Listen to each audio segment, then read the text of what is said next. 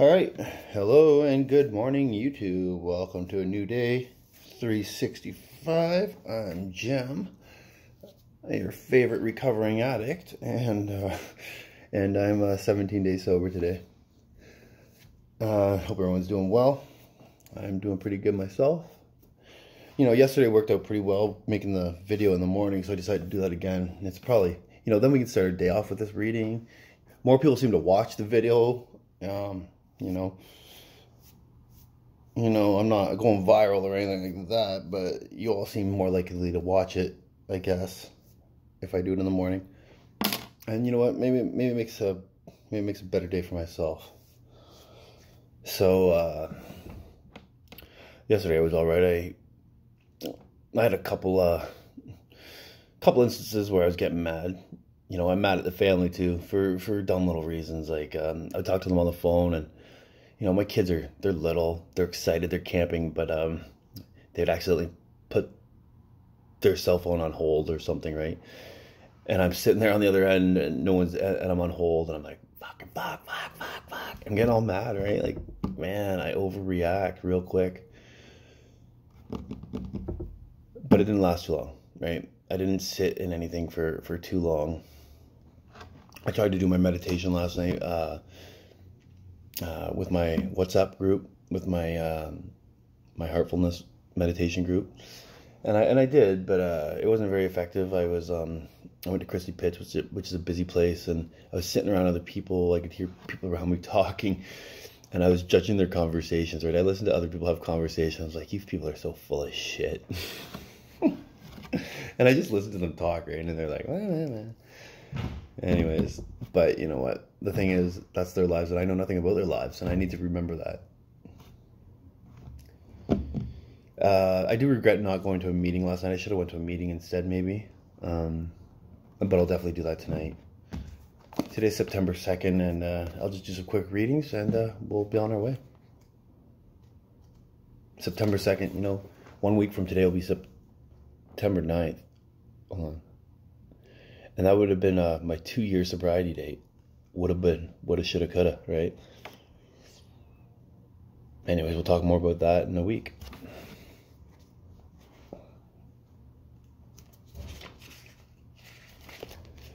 Finding a reason to believe.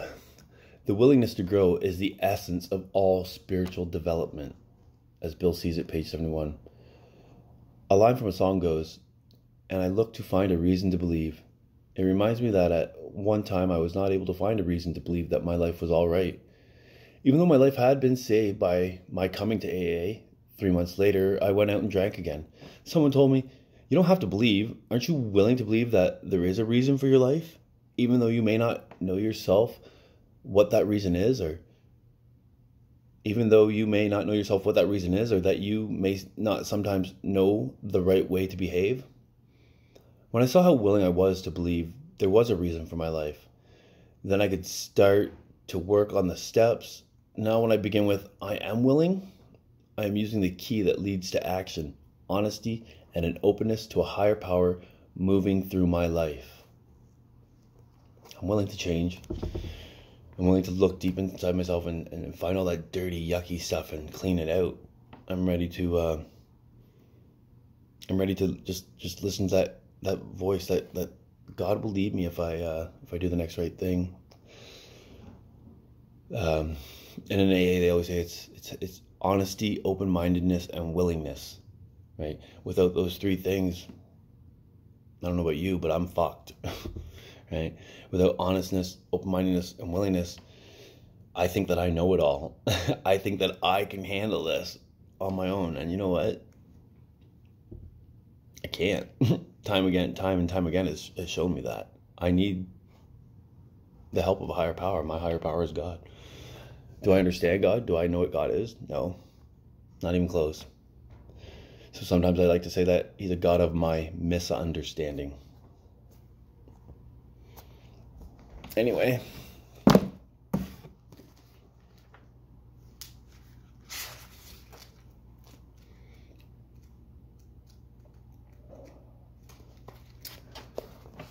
To will what God wills is the only science that gives us rest.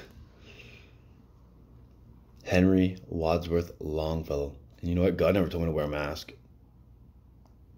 Anyway, God has given us vital personal resources with which to live our lives. He also has given us the free will to use them as we choose. We have been given intelligence, judgment, and the power to reason. Looking back, we can see that most of our problems resulted from the misuse of these resources. Our intelligence was inhibited by our tendency to delude ourselves. Our judgment was distorted by resentment and low self-esteem. Our power to reason was weakened by the intensity of our emotional involvements.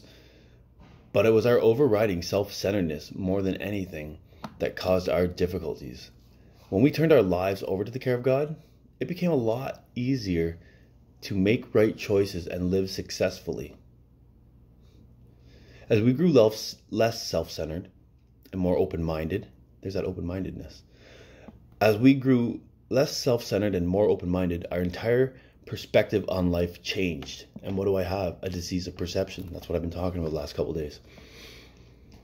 We were better able to think honestly, there's that honesty, to judge fairly, and to reason clearly.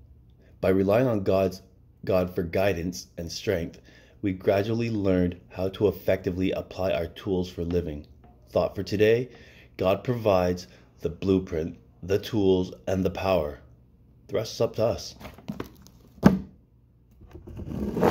Yipes. Anyways, we'll make a short video today. I don't know what I'm going to do. I don't know, I'm going to figure that out. I'm going to get a coffee first, and then maybe I'll decide what I'm going to do today. I hope you all have a blessed day. I hope you're all safe. I hope you find a reason to smile. And we'll talk to you tomorrow. Love you. Take care.